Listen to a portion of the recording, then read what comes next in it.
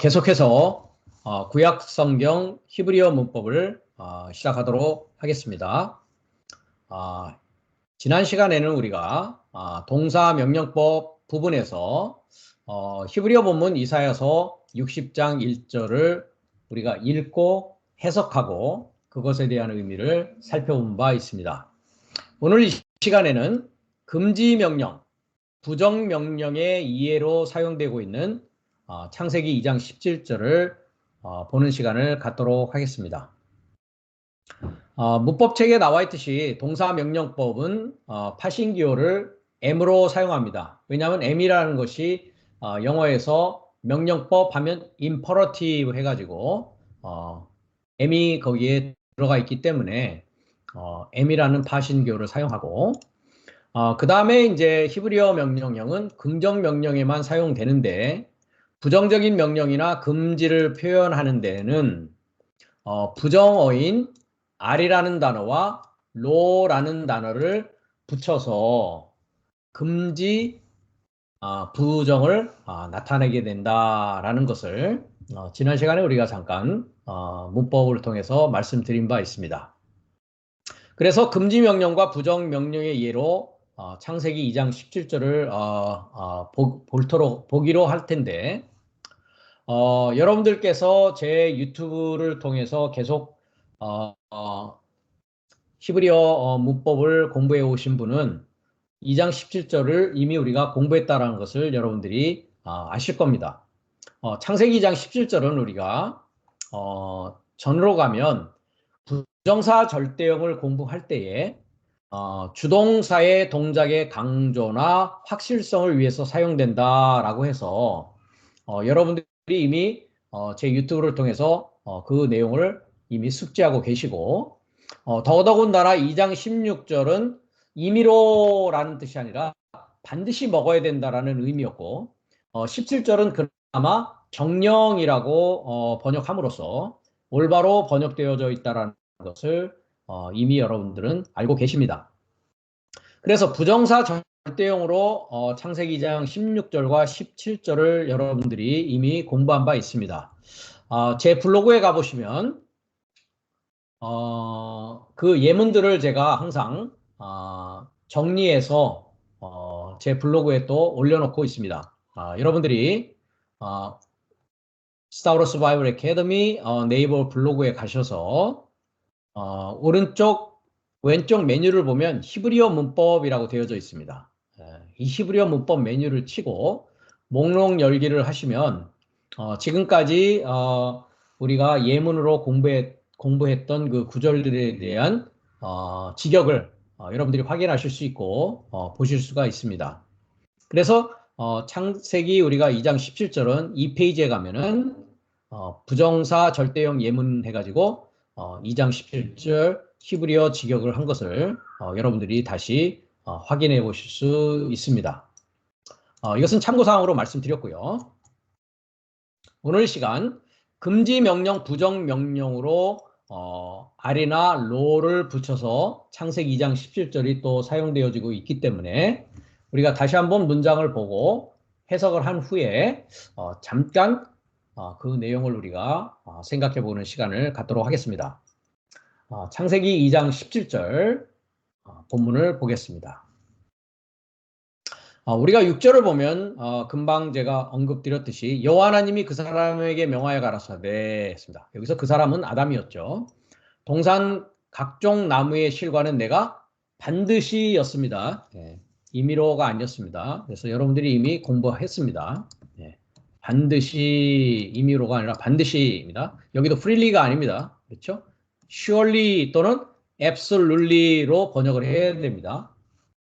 부정사 절대형을 사용하고 있기 때문에. 그래서 여기서 부정사 절대형이 있었죠. 그래서 칼동사, 부정사 절대형. 그 다음에 여기도 역시 칼동사였습니다. 그래서 주동사를 강조하는 것이다 라고 했습니다. 그래서 반드시 죽는다라는 뜻이고요. 반드시 먹어야 한다라는 뜻이 되어졌었습니다. 운메엣 했습니다. 운메엣. 그건 뭡니까? 그리고 했습니다. 매츠니까 미라는 것은 전치사입니다. 네. 그 다음에 에츠는 나무죠. 에츠는 나무예요. 그러니까 나무로부터입니다. 나무로부터. 네. 그리고 나무로부터. 근데 어떤 나무로부터냐 했습니다. 하닷 토브 바라 했습니다. 자, 이게 이제 바브는 이제 여기 접속사죠. 네.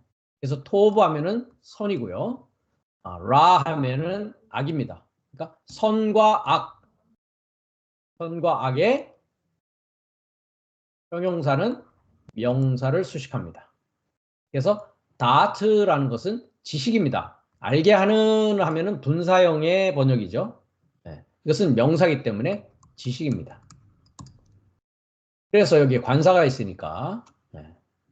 그 선과 악의 지식의 나무로부터가 들어가야 되는 것이죠. 그래서 연계형입니다. 네. 그래서 그래서 그리고 그 선과 악의 지식의 나무로부터 자, 오늘 배우고자 하는 금지 부정 명령입니다.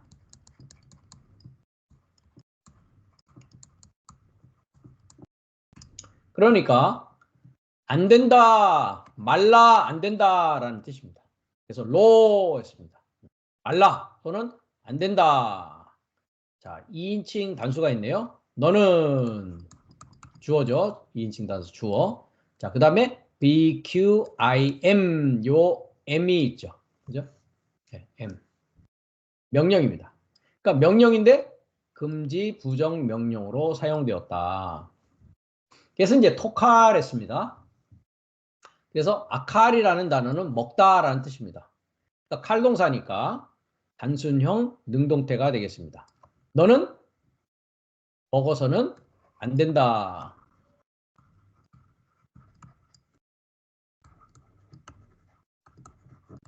근데 뭡니까? 미완료입니다.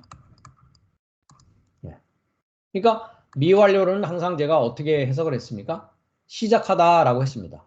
그러니까 시작된 상태로 계속 동작이 계속 진행되어져 오고 있는 것이고 아직 완료되지는 않은 것입니다.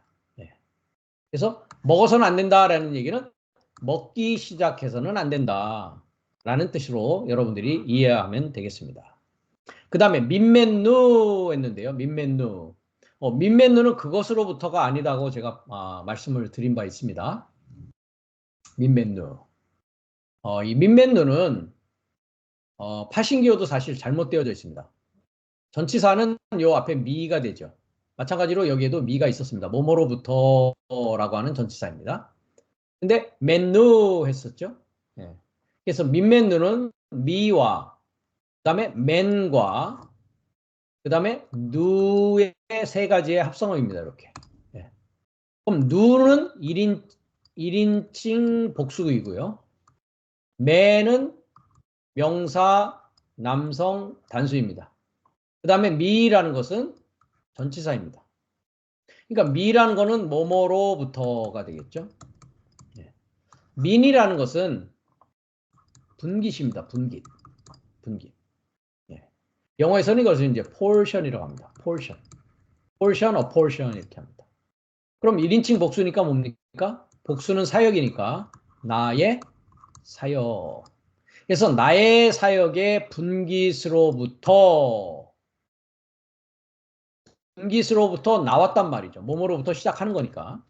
헬라어에서는 이거를 에크라고 합니다. 뭐뭐로부터 시작하고 뭐뭐로부터 나왔다라는 에크라는 전치사를 헬라어에서는 사용합니다. 에크라는 전치사와 그 다음에 아포, 뭐뭐로부터 분리라는 의미를 동시에 가진 히브리어 전치사가 미라는 전치사입니다. 앞으로 우리가 전치사 부분을 공부할 때에 이 미 또는 민으로 쓰여지고 있는 전치사를 더 자세히 공부할 수 있는 시간을 갖게 될 것입니다. 그러니까 올바른 번역은 뭡니까? 나의 사역의 분깃으로부터 나온 너는 먹어서는 안 된다 했습니다. 그러니까 나의 사역의 분깃이다라는 이 나의 사역은 무엇이냐? 여호와의 사역입니다. 여호와 즉 하나님의 사역으로부터 첫사람 아담이 나왔단 말이죠. 그러니까 첫사람 아담이 여호와의 사역을 통해서 하나님의 일을 통해서 나온 첫사람 아담 너가 얻게 되면 하나님의 사역에 도달할 수 없다라는 것이죠. 그래서 우리가 엘로힘이라는 것도 공부를 했지만 엘이라는 것이 하나님이었습니다. 근데 엘로힘이라는 것은 하나님을 소망하는 사역, 전능자를 소망하는 사역이라고 했습니다. 그랬을 때에 어떤 전능자를 소망하느냐의 문제란 말이죠. 왜냐하면 창세기 1장 1절에 보면 하늘은 쌍수를 수로 가지고 있습니다. 구약 전체에서의 하늘은 항상 쌍수입니다. 화면에 보시다시피 D라고 하는 것은 첫 번째 단어 하라고 하는 하관사라고 문법적으로는 이야기를 하고 있고요. 두 번째 샤마임이라고 하는 단어가 남성 명사 쌍수입니다. 즉 하늘이 둘이란 말이죠. 그러니까 나의 베레시트, 나의 인친 머리 안에 두 개의 하늘이 존재합니다.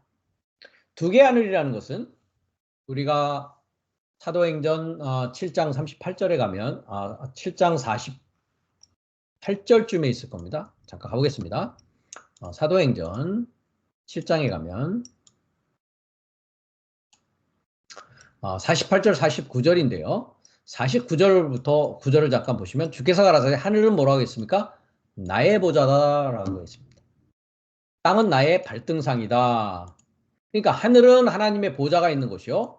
땅은 하나님의 발이 쉴 수 있는 발등상이 있는 곳이란 말이죠. 그러니까 보좌 하늘과 땅이 뭐냐? 집이란 말이죠. 그럼 내가 어떤 집으로 이루어져 가느냐? 하나님의 집이냐? 아니면 뱀의 집이냐? 사탄의 집이냐라는 문제죠. 그래서 너희는 너의 몸이 하나님이 거하시는 성령의 전인 줄을 알지 못하느냐라고 사도 바울이 이야기했듯이 쌍수인 하늘에는 보좌가 그럼 몇 개가 있겠습니까?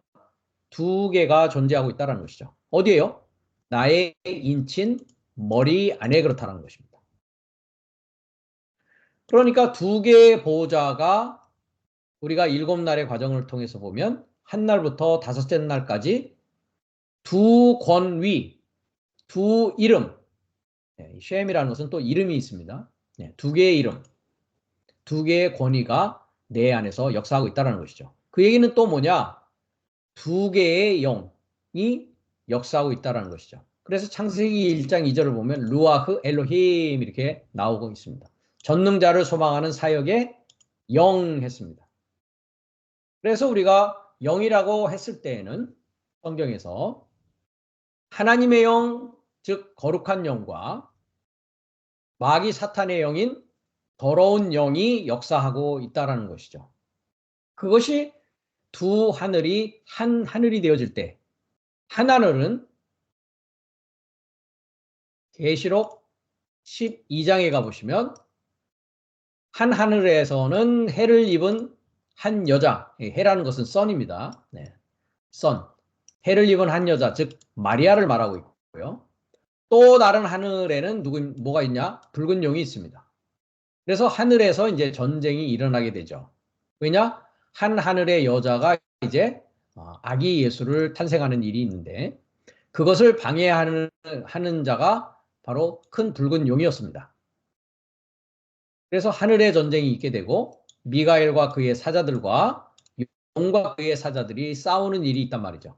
즉 내 하늘 안에서 두 개의 하늘 안에서 두 개의 보좌 안에서 미가엘 메센저와 그의 사자들이 전하는 일곱째 나팔 소리를 들음으로 말미암아 어떤 일이 일어납니까? 용과 그의 사자들, 즉 옛뱀 마귀 사단이 나의 땅으로 내어 쫓기는 일이 요한계시록 12장에서 나오고 있는 말씀입니다. 그러니까 나의 사역의 분기에 있어서 나온 네가 먹어서는 안 된다라는 것은 먹을 때가 있고 먹지 않아야 될 때가 있다라고 우리가 16절과 17절을 공부할 때 이미 말씀드렸습니다. 즉 하나님이 원하는 하나님의 사역이 되어져야 되는데 그때까지는 먹어서는 안 된다라고 금지 명령을 쓰고 있다라고 말씀 이미 드렸습니다. 다음 부분은요. 왜냐하면입니다. 왜냐하면 그 이유가 나옵니다. 빼옴 아칼레크 있습니다.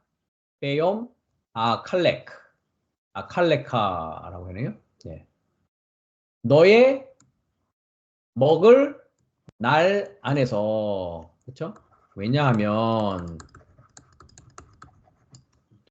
너의 먹는 날 안에서 먹는 날입니다. 다시 민맨누가 있네요. 위에와 같죠? 나의 사역에 분깃에서 나온 너의 먹는 날 안에서 너는 그렇죠? 여기도 부정사 절대형, 칼동사 명령형이 있습니다. 너는 반드시 그렇죠? 네. 반드시 또는 정령 죽기 때문이다. 역시 비완료를 쓰고 있습니다. 죽기 시작하기 때문이다 라고 말씀드릴 수 있겠죠. 그래서 우리가 16절과 17절을 공부하면서 하나님은 왜 에덴의 동산 중앙에 선과 악의 지식의 나무를 생명나무와 함께 두고 첫사람 아담에게 왜 먹지 말라라고 하는 이 금지 명령, 부정 명령을 주셨던가라는 것을 우리가 다시 한번 상기해 보아야 되겠다라는 것이죠. 에덴의 동산이라는 곳은 하나님의 속성이 나타나고 드러나는 곳이라고 했습니다. 그 하나님의 속성에 따라서 동산에서 그 아담을 소망하는, 즉 둘째 아담을 소망하는 일을 첫사람 아담은 해야 됐음에도 불구하고 결과적으로는 어떻게 됐습니까? 나의 사역의 분기에서 나온 그 첫사람 아담이 죽는 결과를 가져오게 됩니다. 그러니까 그 하나님의 속성이 나타나고 드러나는 이 동산에서 그 일을 해야 되는데 그 동산의 중앙에 생명나무와 선과 악의 지식의 나무가 함께 나란히 있었다는 것은 생명이라는 것과 선과 악이라는 것이 하나님의 중요한 속성이라는 뜻을 가지고 있다는 것이죠. 나무라는 것은 조언자라고 했습니다. 나무의 의미는 명사로는 엣즈라고 하지만 동사는 야츠 해가지고 조언하다라는 뜻이었습니다. 그러니까 남성명사 엣즈는 조언하는 자입니다. 즉 하나님의 속성인 생명과 하나님의 또한 또 다른 속성인 선과 악의 조언을 우리가 받으면서 동산을 경영하고 동산에서 일을 해야 된다는 것이죠. 그런데 우리가 16절, 17절을 우리가 이미 공부했듯이 16절에서는 모든 것을 다 반드시 먹어야 된다. 이 잘못됐다고 그랬죠. 다 먹어야 된다. 동산의 모든 것을 다 먹어야 된다라고 했다는 것이죠. 그러나 선과 악의 지식의 나무는 지금 현재 먹어서는 안 된다라고 부정명령을 우리에게 하고 있다는 것입니다. 그 이유는 아담에게는 생명나무로부터는 먹어야 된다고 말씀하심과 동시에 선과 악의 지식의 나무로부터는 먹어서는 안 된다는 것이죠. 그 이유는 선과 악이라는 것이 생명나무에서 나오는 생명처럼 변함없는 실체가 아니라 사람의 상태와 차원에 따라서 끊임없이 변화하는 것이기 때문에 먹어서는 안 된다는 것이죠.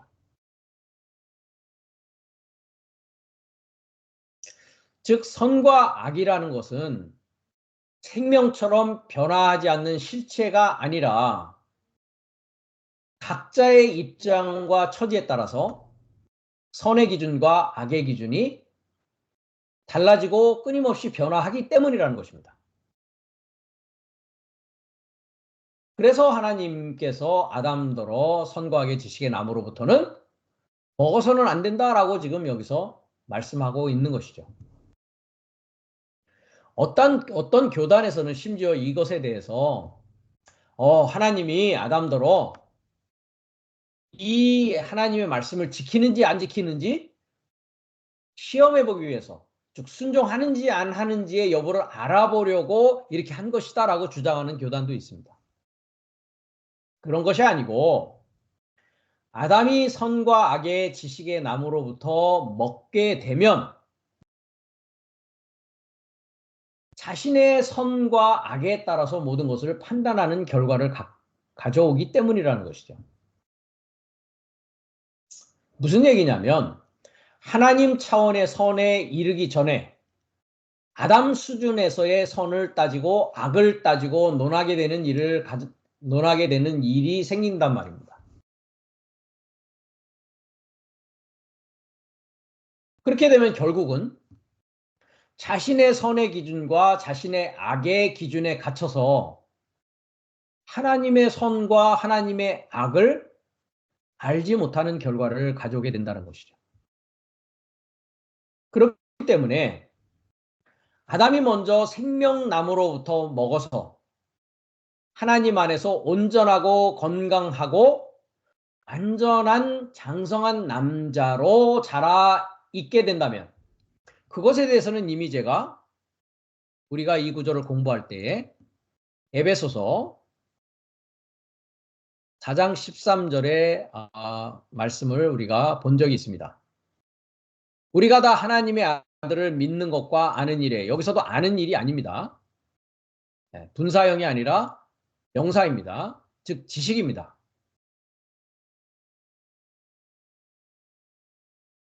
아는 일 했는데 오른쪽으로 오시면 에피그노시스입니다. 그노시스는 지식입니다. 그런데 에피라는 전치사가 붙어서 지식에 접한다라는 에피라는 전치사는 지식에 접하게 되면 어떤 일이 일어나냐? 인식하는 일이 일어납니다. 분별하는 일이 일어난단 말이죠. 그래서 에피그노시스를 인식하다라는 것으로 저는 번역을 하고 있습니다. 그노시스는 지식이고요. 그러니까 믿음과 지식입니다. 믿음과 인식입니다. 무엇을요? 그 하나님의 아들이신 그리스도, 하나님의 아들이신 그리스도의 믿음과 그리스도의 지식, 인식에 결합되어 있는 하나가 된 사람을 뭐라 그러냐? 온전한 사람에서 영어에서는 perfect man하고 있고요. 아네르텔레오스라고 해서 아네르라는 것은 남자, 남편으로 번역이 됩니다. 그러니까 온전한, 완전한, 장성한 남자라는 것이죠. 그자가 누구냐? 하나님의 아들이신 그리스도의 믿음과 지식, 인식을 갖고 있어요. 그렇기 때문에 더 이상 어린아이가 아니라는 것이죠. 네. 이게 어린아이라고 된 네피오스는 말 못하는 유아를 말합니다. 그렇고 사람의 괴술과 간사한 유혹에 빠져 모든 교훈의 풍조에 밀려 요동치 아니하는 자란 말이죠. 그러면 사람의 괴술과 간사한 유혹에 빠져 모든 교훈의 풍조에 밀려 요동하는 자는 누구냐? 하나님의 선의 기준과 하나님의 악의 기준으로 사는 것이 아니라 사람의 지혜와 사람의 지식에 따라서 자기 자신의 선의 기준과 자기 자신의 악의 기준으로 사는 자를 말합니다. 그러니까 하나님 차원의 선에 이르지 않고 아담 수준에서 선을 따지고 악을 논하는 자를 여기서는 어린아이라고 하고 있고 네피오스라고 하고 있고 그 네피오스는 우리가 고린도전서 13장을 가보면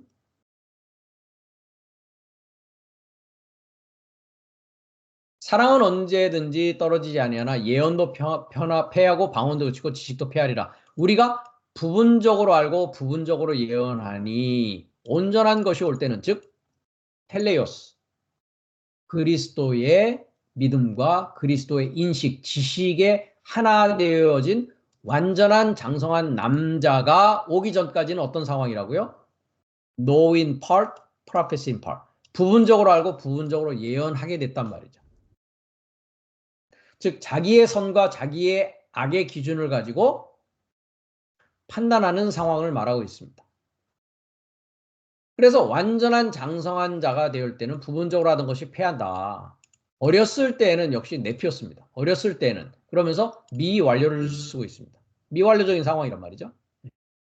말하는 것이 어린아이와 같고 깨닫는 것이 어린아이와 같고 생각하는 것이 어린아이와 같다가 장성한 사람이 되어서는 그리스도의 장성한 분량에 이른 자는 어린아이의 일을 버리고 하나님의 생명의 원리에 따라서 하나님의 선의 기준이 나의 선의 기준이 되고 하나님의 악의 기준이 나의 악의 기준이 된 자가 장성한 사람이요 선과 악의 지식의 나무로부터 먹을 수 있는 자가 되었다는 것입니다. 그때는 선과 악의 지식의 나무로부터 먹어야 된다는 것이죠. 왜? 세상의 선과 악, 세상의 모든 풍조를 다 판단할 수 있는 능력이 생겼단 말이죠.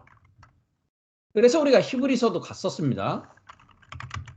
히브리서에 단단한 식물을 먹는다라는 부분이 있었죠. 히브리서 5장 12절을 가면 선생이 되어진 자, 즉 가르칠 수 있는 자.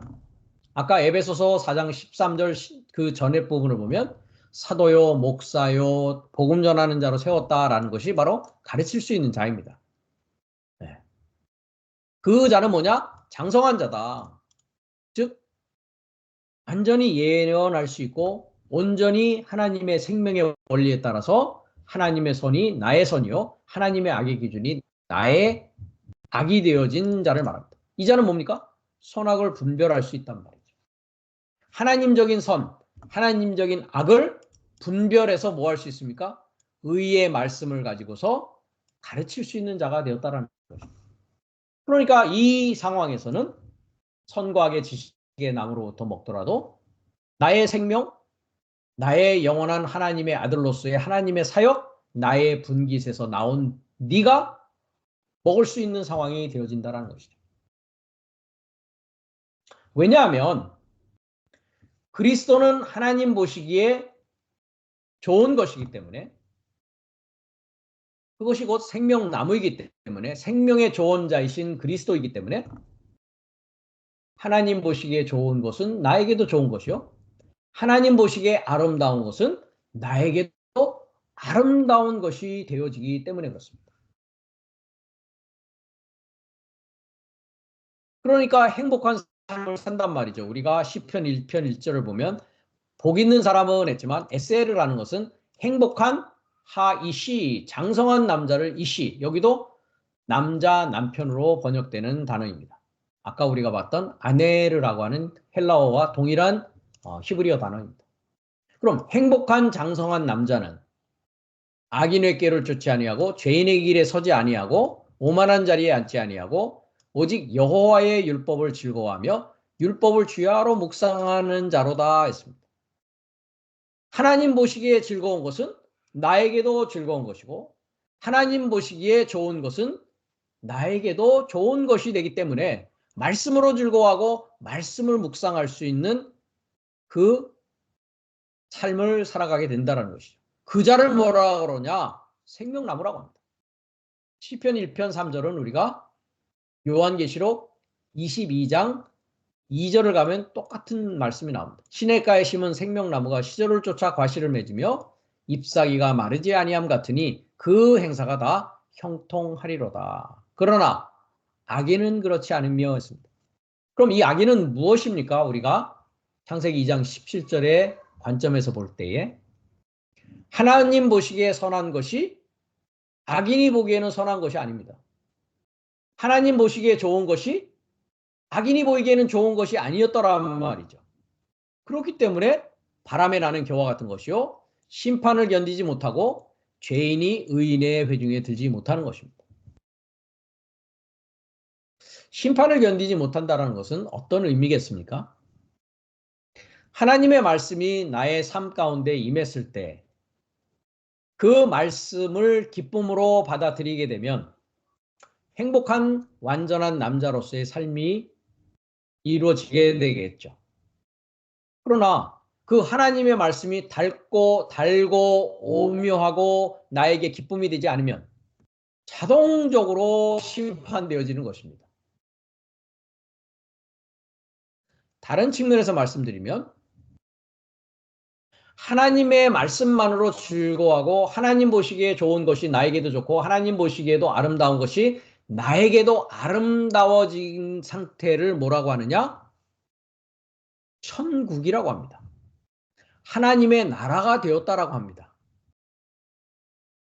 그렇다면 하나님 보시기에 좋은 것이 나에게 좋지 않고 하나님 보시기에 아름다운 것이 나에게 아름답지 못한 자에게, 여기는 악인이라고 나오는데, 하나님의 나라에 넣어준들, 천국에서 살으라고 한들 한 시간이라도 버틸 수가 있을까요?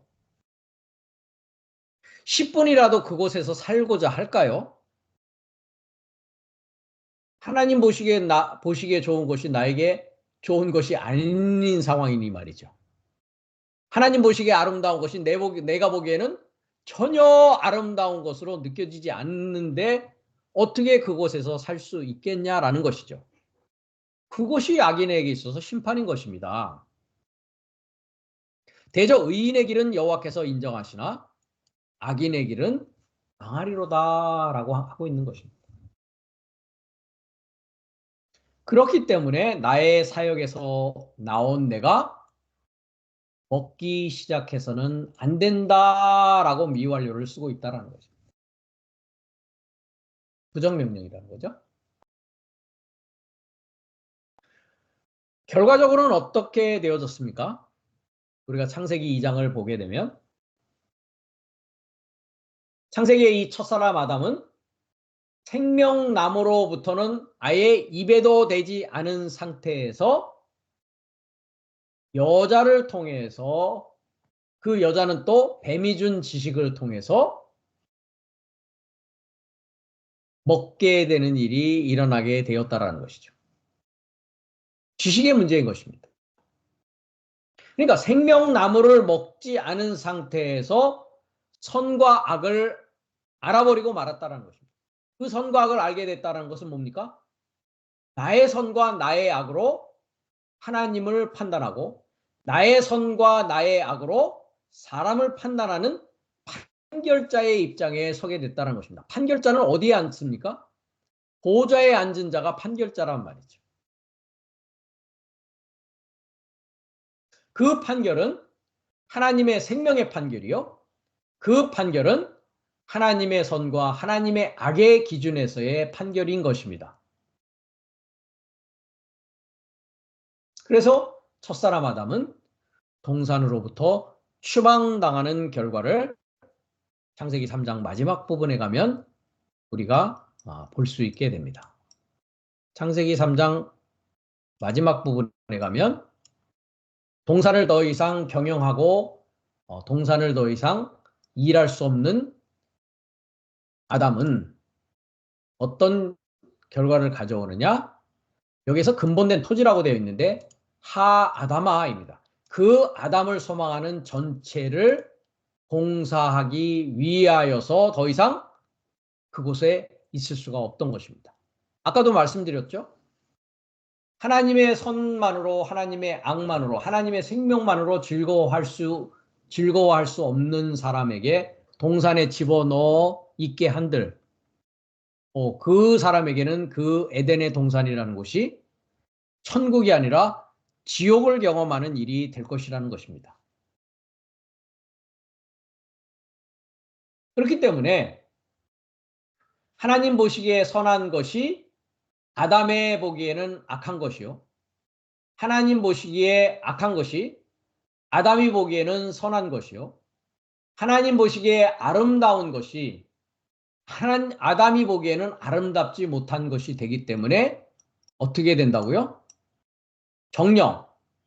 반드시 죽기 시작하는 일이 생긴다라는 것입니다.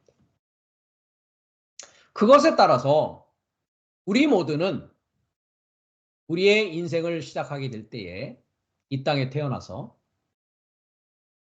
첫사람 아담으로서 태어나게 됩니다. 즉 생명나무에 가는 길이 어떻게 됩니까? 길이 비밀로 감춰져 있다는 것이죠. 어디에서요? 내 안에서요. 에덴 동산도 어디에 있는 것입니까? 내 안에 있습니다. 내 마음의 상태라는 것이죠. 이 점에 관해서도 제가 과거에 아마 여러분들이 유튜브를 찾아보시면 이야기하는 부분을 보실 수 있습니다. 우리가 성막의 비밀도 제가 말씀을 드리는데 유튜브에 가시면 성막 역시도 어디 것을 얘기하고 있냐? 하늘에 있는 것에 대한 모형과 그림자다라고 히브리서는 이야기하고 있습니다. 그럼 그 하늘에 있는 것과 땅에 있는 것이 다 어디에 있는데요? 창세기 1장에서 이미 말씀드렸습니다. 하늘의 전체, 첫 하늘과 마지막 하늘, 그것을 계시록에서는 새 하늘이라고 이야기하고 있습니다. 계시록 21장에 보면 내가 새 하늘과 새 땅을 보니 처음 하늘과 처음 하늘 땅은 지나갔고 바다도 있지 않더라 했습니다. 왜 바다가 있지 않을까요? 바다라는 것은 사상의 바다입니다. 즉 세상의 바다라는 것이죠. 그래서 첫 하늘과 마지막 하늘입니다. 첫 땅과 마지막 땅 어디에 있다고요? 내 인친 머리 안에 내 안에 존재하고 있다는 것입니다. 이 히브리어를 통해서 우리가 창세기 1장 1절을 이해하지 못하게 되면 하늘이 어디 있나요? 하면 어디를 보겠습니까? 고개를 들어서 위를 쳐다보게 되겠죠. 땅이 어디 있나요? 지구가 어디 있나요? 하면 어디를 보겠습니까? 고개를 숙여서 내 발밑을 보게 되겠죠. 무엇입니까? 하나님이 숨겨져 있죠. 에덴 동산이 감춰져 있죠. 생명의 나무와 선악의 지식의 나무가 내 안에 있음에도 불구하고 우리는 지상낙원에서 영원히 살 수 있다라고 하는 어떤 교단의 이야기처럼 파라다이스와 같은 환상적인 것을 꿈꾸게 된다는 것이죠. 성경은 그렇기 때문에 영적인 책입니다. 모든 성경의 하나님의 말씀은 하나님의 영적인 것을 우리에게 그 지식과 그 내용을 세상적인 이 보이는 언어를 통해서 하나님을 성서라는 것을 통해서 성경이라는 것을 통해서 우리에게 계시하고 있다는 것입니다.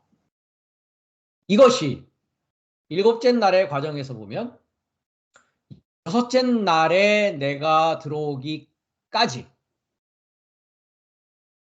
보이지 않았고 숨겨져 있었다라는 것이죠. 그래서 결론적으로 우리가 지금 창세기 2장 17절에 너의 먹는 날 안에서 나의 사역의 분깃에서 나온 너는 반드시 이제 죽기 시작하는 그 먹는 날은 언제입니까? 아이가 처음 태어나게 되면 생명의 원리만이 작동을 합니다. 배고프면 웁니다. 응아를 하면 웁니다. 말을 할 수 없으니까 몸의 생명의 원리에 따라서 표현을 하는 것이죠. 그런데 이 아이가 이제 2살이 되어지고 3살이 되어지고 하면서 주위를 인식하게 됩니다. 자기 주변을 이제 보게 되죠. 조금씩 말도 이제 익히게 됩니다. 가장 처음 하는 말이 아마 엄마, 맘마라는 아마 이 단어일 것입니다. 그러면서 주변을 인식하면서 엄마로부터, 아빠로부터, 누나로부터, 형으로부터, 이제 가족이 되겠죠, 첫째는. 가족으로부터 그 가족이라는 그룹 안에서의 살아가는 생활 방식과 원리를 흡수하게 된단 말이죠. 그럼 그 가정이 살아가는 원리와 그 가정이 살아가는 지식의 내용이 이제 이 아이에게 있어서 무엇으로 다가오는 것입니까? 법으로 다가오는 것입니다. 그래서 성경에는 세 가지 법이 있다라고 했습니다. 우리가 로마서 8장 2절을 가면 사도 바울이 죄의 법과 사망의 법과 생명의 성령의 법을 말하고 있습니다. 그 자세한 내용에 관해서는 제가 유튜브에도 올려놨고 제 블로그에도 가시면 아주 논문 형식으로 굉장히 긴 내용으로 써 있는 것도 여러분들이 읽어보실 수가 있습니다. 그럼 이 아이가 이제 2살이 되고 3살이 되고 점점 커가면서 세상의 법과 세상의 원리를 하나하나씩 알게 되고 거기에 적응하게 되고 살아간다는 것이죠. 그럼 세상의 법은 어떤 법입니까? 죄의 법입니다. 그 죄의 법이라는 것은 무엇이냐? 그 세상을 이끌어가고 세상을 움직여가는 작동의 원리라는 것이죠. 그렇기 때문에 사람의 상태와 차원에 따라서 끊임없이 변화하는 선과 악에 적응하고 거기에 따라서 살아갈 수밖에 없다는 것이죠. 내가 어느 학교라는 조직, 교회라는 조직, 기타 등등 동호회가 되었던 어떤 조직에 속하게 되면 나의 의견과 나의 가치에 따라서 살아갈 수 있는 상황에서 조직의 원리와 조직의 가치에 순응해가는 사람으로 살아갈 수밖에 없다는 것이죠. 그리고 조직에 따라서 그것이 교회가 됐던 종교가 됐던 어떤 학교가 됐던 어디가 됐든지 간에 그 상태와 차원에 따라서 끊임없이 변화하는 가치들이 존재하게 된다는 것입니다. 그렇게 되면서 이제 하나님의 에덴의 동산이 내 안에서 감춰지는 일들이 있게 되는 것이죠. 하나님의 생명의 원리인 변함없는 실체를 추구해 나가는 자에게는 점점 에덴의 동산이 열리고 하나님의 나라가 열리고 내 안에서 그 밝은 빛이 점점 밝아오는 것을 경험하게 됩니다. 그러나 사람의 상태와 차원에 따라서 끊임없이 변화하는 세상의 질서에 몰두하게 되면 그 하나님의 길과 하나님의 나라와 하나님의 생명은 한번 닫혀진 이상 내가 육신의 생을 마치는 시간까지 닫혀진 상태로 열지 못하고 닫힌 상태로 내 인생을 마감하게 된다는 것입니다. 그렇기 때문에 죽기 시작함과 동시에 결과적으로는 죽는 일이 있게 된다는 것이죠. 우리가 고린도전서를 가보면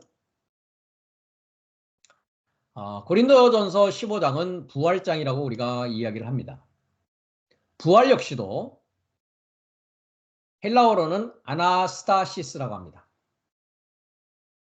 아나시스타시스라는 명사는 아니스테미라고 하는 동사에서 왔는데 아나라는 동사와 히스테미라고 하는 아나라고 하는 전치사와 히스테미라고 하는 동사의 합성어입니다. 아나라는 말은 위로라는 뜻이고요. 히스테미라는 것은 서다라는 뜻입니다. 영어에서는 그렇기 때문에 스탠드업이라고 번역을 해야 되고요. 한글에는 스탠드업이 뭡니까? 일어나는 것입니다.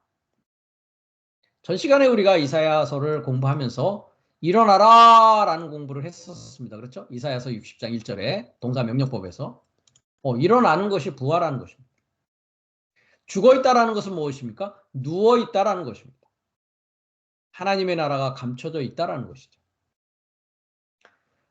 그래서 고린도전서 15장은 그 부활에 대해서 그 일이 내가 육신을 쓰고 호흡을 하고 살아있는 동안에 일어나야 될 일을 말하고 있다라는 것이죠.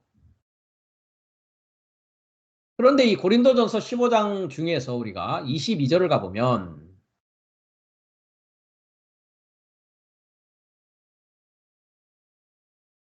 21절에 잠깐 보면 사망이 사람으로 말미암았으니 죽은 자의 부활도 사람으로 말미암는도다 했습니다. 그러니까 사망이라는 것과 부활이라는 것은 다 무엇을 통해서 되어지는 것이냐? 사람을 통해서 되어집니다. 여기는 말미암았으니 했는데요. 헬라어는 디아라는 전치사를 사용하고 있습니다. 디아라는 전치사는 말미암았다라는 뜻이 아니고요. 그 다음에 영어에서 by가 아니고요. through라는 뜻입니다. 한번 볼까요? 1223번을 우리가 보겠습니다. through라고 합니다. through. 그래서 그 의미는 뭐냐? Channel of an act 이렇게 되고 있습니다. 즉 시작에서 끝까지 쭉 통과하는 것을 디아라는 전치사를 가지고 사용하고 있습니다. 안드로포스라는 것은 아까 말한 맨이라고 여기는 되어져 있는데 맨이라고 하려면 아까 우리가 장성한 남자, 남자요 남편이라고 표현하는 단어가 있었죠. 아내르라는 단어였습니다. 안드로포스라고 하는 사람은 호흡하는 목숨적인 존재를 말합니다. 이것이 사람입니다. 그러니까 사람이 통과하여서 사람의 통과로 뭐라고요? 그 사망이란 말이죠. 또한 사람의 통과로 그리고 또한 사람의 통과로 죽은 삶의 부활이란 말이죠. 그러니까 사망도 사람의 통과요. 죽은 자의 부활도 사람의 통과입니다. 그 얘기는 무엇이냐? 두 종류의 사람이 있다는 것입니다. 선악의 원리로 살아가는 사람이냐? 생명의 원리로 살아가는 사람이냐의 사람이 있다는 것입니다. 생명의 원리, 하나님의 부활 생명, 생명의 원리로 살아가는 사람을 부활한 자요. 자, 아나스타시스 아까 말씀드렸는데요. 자, 386번도 다시 한번 확인해 보겠습니다. 386번이요. 아나스타시스에서 죽음으로부터 부활이라고 했는데요. 자, 명사인데요. 450번 아니히스테미에서 아니스테미입니다. 그래서 제가 스탠드업이라고 그랬죠. 자, 아나 하면은 위로 업, 히스테미 하면은 스탠드입니다. 스탠드업, 일어나는 것입니다. 그래서 일어남입니다. 부활이라는 것은 일어남입니다. 죽은 삶의 일어남이라는 것은 이것 또한 사람의 통과요. 사망 역시도 사람의 통과라는 것이죠. 그러면 이 사람은 어떤 사람이고 이 사람은 어떤 사람이냐? 22절에 나옵니다. 아담 안에서 모든 사람이 죽은 것 같이 그리스도 안에서 모든 사람이 삶을 얻으리라 라고 합니다. 그러면 첫사람 아담 안에서는 뭡니까? 첫사람 아담의 통과로 사망입니다. 첫사람 아담처럼 살면 어떻게 해야 된다고요? 먹지 말라. 나의 사역의 분기에서 나온 너의 먹는 날 안에서 어떻게 된다고요? 죽기 시작한다고요. 미완료로. 죽기 시작한다.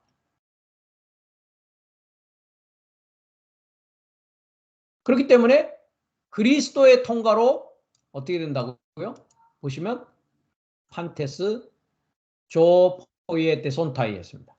모든 삶이 조포이에오. 자, 이 조포이에오를 보시면 마지막 아담에서 나옵니다. 45절 이후를 보면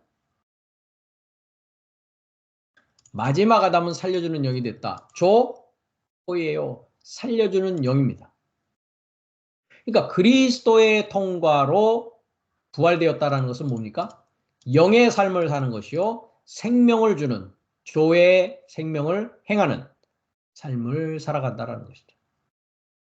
그러니까 어떤 사람을 내가 따라가고 어떤 사람을 만나고 어떤 나무로부터 먹게 되느냐의 문제가 부활된 자냐, 사망에 있는 자냐라는 문제를 사도 바울이 고린도전서 15장에서 이야기하고 있다는 것입니다. 그래서 첫사람 아담의 통과로 사망이죠. 여기선 산영이라고 되어져 있는데요. 산영이 아닙니다. 오른쪽을 보시면은 산영이라고 되어 있는 곳을 보면 푸시켄 조산이라는 헬라어를 쓰고 있습니다. 살아있는 현재 분사입니다. 푸시케 영이라고 되어 있고요. 요 영이라는 것은 영어에서는 soul이라고 되어 있는데 푸시케라고 하는 것은 숨 쉬는 존재를 말합니다. 자, 이것도 한번 우리가 사전을 통해서 확인해 보겠습니다. 5590번.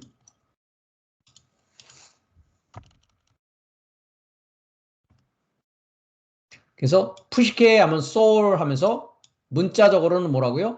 breathe라고 합니다. breathe. 호흡하는 존재를 말한다는 것이죠. 사람만 호흡합니까? 동물들도 호흡합니다. 그래서 이것을 통해서 우리는 푸시케라는 단어가 히브리어에서는 네페시라고 쓰여지는데요. 네페시라는 것이 역시 호흡하는 것입니다. 그러니까 목숨적인 존재를 말하는 것이죠. 호흡하면서 그냥 살아있는 존재입니다. 그러나 마지막 아담은 금방 말씀드렸다시피 생명을 행하고 생명을 줄 수 있는 영으로서의 삶을 살아가게 된다는 것이죠. 그러면 첫사람 아담이 마지막 아담이 되기 위해서는 47절에서 이야기하고 있는데 첫사람 아담은 땅에서 났으니 흙에 속한 자요. 둘째 사람 주님입니다. 여기서 빠졌다고 그랬죠? 영어에서는 롤드라고 되어 있고요. 오른쪽 헬라어에서는 호키리오스. 그 주님은 그 하늘에서 아까 민 한 게 바로 이겁니다. 뭐뭐로부터 뭐뭐에서 하늘에서 나와 있다. 즉 주님 하늘에서 나와 있는 주님을 통해서 마지막 아담이 될 수 있다는 것이죠. 그리스도의 통과로 죽은 삶의 부활이요. 첫사람 아담의 통과로 사망이라는 것입니다. 그러면 왜 주님은 하늘에서 왔다라고 하느냐? 이건 역시 뭡니까? 우리가 하늘을 하면 고개를 쳐들어서 위에 보는 그 하늘이 아니란 말이죠. 하늘에서 왔다라는 것은 무엇이냐? 땅의 지식이 아니라 하늘의 지식을 가지고 오신 분이라는 것입니다. 그럼 하늘에 무엇이 있는가요? 라고 한다면 요한일서 5장을 가야 알 수 있습니다. 한글은 번역이 안 돼 있습니다. 왜 그랬는지 저도 참 모르겠습니다. 7절을 보시면 증거하는 이는 성령이시니 성령은 진리니라 이렇게 되어 있죠. 영어를 보십시오. 전혀 다른 말이 쓰여져 있습니다. 증거하는 이는 성령이시니라는 말은 아예 있지도 않습니다. 그나마 이 영어가 제대로 번역되어 있는 것이죠. 자, 오른쪽을 보시면 그 하늘 안에서 증언하는 삶이 새 삶이 있다. 즉 하늘 안에서 증언하는 삶이 있대요. 그게 뭐냐? 그 아버지와 그 말씀과 그 거룩한 영이다. 그리고 이 새 삶이 한 삶이다라고 했습니다. 즉 아버지와 말씀과 성령이 하나요. 이 하나가 하늘 안에서 증거하는 삶이래요. 그러면 주님께서 하늘에서 오셨다, 하늘에서 나왔다, 에크라는 단어를 쓰고 있다고 그랬죠. 에크라는 것은 뭐뭐로부터 시작되고 뭐뭐에서 나온 것입니다. 금방 우리가 여기서도 미라고 하는 전치사였습니다. 민맨누 할 때 미, 뭐뭐로부터 나의 사역의 분깃에서 나왔다. 즉 하늘에서 나왔다라는 것은 아버지와 말씀과 그 거룩한 영을 뭐 할 수 있다고요? 증거하는 삶이라는 것입니다. 복수를 쓰고 있죠? 보시면 예. 관사, 주격, 명사, 복수. 여기도요. 주격, 명사, 복수. 동사, 분사, 현재, 능동, 주격, 남성, 복수를 쓰고 있습니다. 즉 증언하는 것입니다. 그래서 현재 분사라는 것은 계속적이고 반복적이고 습관적인 액션입니다. 그럼 하늘 안에서 무엇을 증거하느냐? 누가요? 그리스도가요. 그리스도가 하늘에서 나왔다고 고린도전서 15장 아까 47절은 이해하고 있지 않습니까? 그 그리스도의 통과로 뭐라고요? 죽은 삶의 부활이라고 하지 않습니까? 그럼 죽은 삶의 부활이 되었다는 것은 뭐 할 수 있다는 것입니까? 아버지를 증거할 수 있는 것입니다. 말씀을 증거할 수 있는 것입니다. 그 거룩한 영이 무엇인지를 증거할 수 있는 것이죠. 그 전까지 하늘은 무엇이라고 했습니까? 쌍수라고 했죠. 한날부터 다섯째 날까지의 하늘은 쌍수의 하늘로 존재하기 때문에 두 아버지가 있는 것입니다. 그래서 우리가 요한복음 8장 44절을 가면 예수님이 유대인들을 향해서 뭐라고 합니까? 너희 아버지는 뭐라고 합니까? 마귀다라고 하는 것입니다. 마귀가 아버지 역할을 하고 있단 말이죠. 말씀도 마찬가지입니다. 요한복음 1장 1절에 가면 말씀이 어떤 상황입니까? 요한복음 1장 1절에 태초에 말씀이 계시리라 라고 황당하게 번역을 했습니다. 한글 성경은. 에나르케 시작 안에 태초에 하면은 전혀 아니라는 전치사가 빠져 있는 상황이죠. 그 다음에 그 말씀이 계시니라 했는데요. 헬라어 화신궤도를 보면 동사 직설법 미완료입니다. 말씀이 내 시작 안에는 뭐라고요? 미완료로 존재하고 있다고요. 그리고 그 말씀이 그 하나님과 함께가 아니라 그 하나님을 향하여 미완료로 있다고요. 그리고 그 말씀은 미완료로 존재하는 하나님이라고요. 미완료 하나님이 그럼 어떻게 됩니까? 내가 시작이 아니라 결론이 되어져 가면 완료된 하나님이라고요. 그렇기 때문에 요한복음 10장 34절 35절에 뭐라고 되어 있습니까? 내가 너희를 하나님들이라고 하지 아니하였느냐? 그것이 율법에 이미 기록되어 있다라고 이야기를 하고 있는 것입니다. 그래서 하나님의 말씀이 받은 게 아니라 되어진 사람들입니다. 디노마이라고 하는 동사인데요. 하나님의 말씀이 되어진 자를 하나님들이라고 하면서 그 자가 마지막 아담이요. 그 자가 금방 요한일서 5장 7절에 가면 한글이 번역되어지고 있지 않는 아버지와 그 미완료적인 말씀이 완료된 말씀으로 말씀이 되어져서 살려주는 영이 되어진 하나님의 영을 소유한 자, 그 자가 하늘 안에서 증거하는 것이요. 그것을 그리스도다라고 이야기하고 있는 것입니다. 그리스도라는 뜻은 뭡니까? 기름 부음 받은 자를 그리스도라고 하는 것입니다. 그래서 요한일서 2장을 가면 그리스도의 이야기가 나왔으니 기름 부음을 받은 것이 나옵니다. 너희는 주께 받은 바 기름 부음이 너희 안에 거하나니 아무도 너희를 뭐라고요? 가르칠 필요가 없다고요. 왜요? 아까 우리가 본 히브리서 5장에 장성한 남자가 되었기 때문에 기름 부음을 갖고 있기 때문에 이제 가르칠 수 있는 자가 되었다는 것이죠. 그래서 기름 부음인 그리스도가 모든 것을 나에게 가르치고 참되고 거짓이 없으니 가르치신 그대로 주 안에 거하면서 내가 뭐 할 수 있는 것입니까? 아버지와 말씀과 성령을 증거하고 증언하고 전할 수 있는 자가 되어지게 됐다는 것입니다. 이것이 하나님이 원하는 나의 사역의 분깃에서 나온 자가 되어져서 하나님 사역을 할 수 있는 자가 되어졌다라는 것입니다.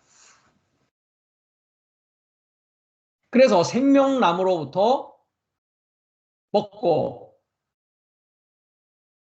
그 생명이 내 안에 충만해져서 하나님의 생명으로 살아가는 자는 하나님의 선이 나의 선이요. 하나님의 악이 나의 악이요. 그리스도가 나에게 좋은 것이요. 그리스도가 나에게 아름다운 것으로 느껴진다는 것이죠. 그리스도는 우리가 고린도전서 1장 24절에 가면 그리스도는 하나님의 능력이고 하나님의 지혜입니다. 사람의 능력을 쫓지 않고 사람의 지혜를 쫓지 않는 그리스도 기름 부음이 나의 소유가 되어졌고 하나님의 생명을 행함으로 말미암아 하나님의 선과 하나님의 악으로 판단할 수 있는 자가 되어진 하나님의 보호자에 앉은 자가 되어졌다라는 것입니다. 이것을 위해서 나의 사역의 분깃에서 나온 너는 반드시 죽기 시작하기 때문에 오늘 공부하는 너는 먹기 시작해서는 안 된다라고 말씀하고 있는 것입니다. 다음 시간에는 우리가 연장형 또는 청원법을 공부하도록 하겠습니다.